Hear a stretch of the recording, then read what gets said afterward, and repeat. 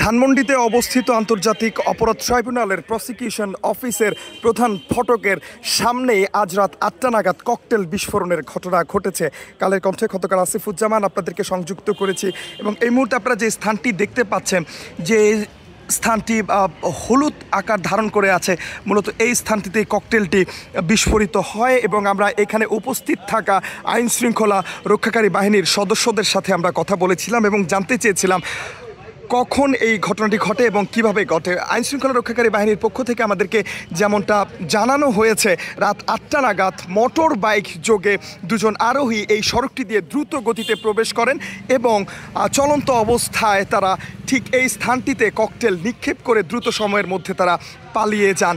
আন্তর্জাতিক অপরাধ ট্রাইব্যুনালের প্রসিকিউশন অফিসের যেই সড়কটি রয়েছে, সেই সড়কটিতে প্রবেশ করতে পুলিশের ব্যারিকেড রয়েছে, সেখানে পুলিশের তল্লাশি পোস্ট রয়েছে এবং যে সমস্ত যানবাহনগুলো এই সড়কটি ব্যবহার করে অন্য প্রান্তে চলাচল করছে, সেই সমস্ত যানবাহনগুলোকে তারা থামাচ্ছে, তল্লাশি করছে এবং পরবর্তীতে তারা সেই সমস্ত যানবাহনগুলোকে প্রবেশ করতে দিচ্ছে।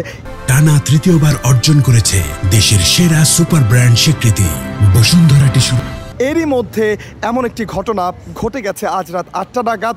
একটি মোটর বাইকে দুজন আরোহী দ্রুত গতিতে এই সড়কটি দিয়ে প্রবেশ করে এবং প্রবেশ করার সময়ে দ্রুত গতিতে থাকা অবস্থায় আন্তর্জাতিক অপরাধ ট্রাইব্যুনালের যে প্রসিকিউশন অফিস রয়েছে, এই মুহূর্তে আপনারা যেমনটি দেখতে পাচ্ছেন, পাশে একটি শিক্ষা প্রতিষ্ঠান এবং তার পাশেই আন্তর্জাতিক অপরাধ ট্রাইব্যুনালের প্রসিকিউশন অফিস এবং এই দুইটি ভবনের যে ফটক রয়েছে, ফটকের মধ্যভাগেই ককটেলটি তারা নিক্ষেপ করে এবং এই স্থানটিতেই ককটেলটি বিস্ফোরিত হয় এবং ককটেল বিস্ফোরণ হওয়ার সাথে সাথেই যারা নিক্ষেপকারী তারা দ্রুত গতিতে স্থানটি ত্যাগ করে এবং ঘটনা ঘটে যাওয়ার পরপরই এখানে আইনশৃঙ্খলা পরিস্থিতি এবং নিরাপত্তা জোরদার করা হয়েছে। পুলিশের ঊর্ধ্বতন কর্মকর্তারা এখানে এসেছেন এবং তারা তদারকি করছেন। আমরা দেখতে পেয়েছি র্যাপিড অ্যাকশন ব্যাটালিয়নের পক্ষ থেকেও এখানে একটি টিম এসেছে, তারা পর্যবেক্ষণ করছে এবং এই মুহূর্তে সিসিটিভি ফুটেজ সংগ্রহের কার্যক্রম চলছে বলে আইনশৃঙ্খলা রক্ষাকারী বাহিনীর পক্ষ থেকে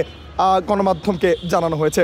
দর্শক, এই ছিল রাজধানীর ধানমন্ডিতে অবস্থিত আন্তর্জাতিক অপরাধ ট্রাইব্যুনালের প্রসিকিউশন অফিসের সামনে ককটেল বিস্ফোরণ ঘটনার সর্বশেষ তথ্য। খন্দকার আসিফুজ্জামান, কালের কণ্ঠ, ঢাকা।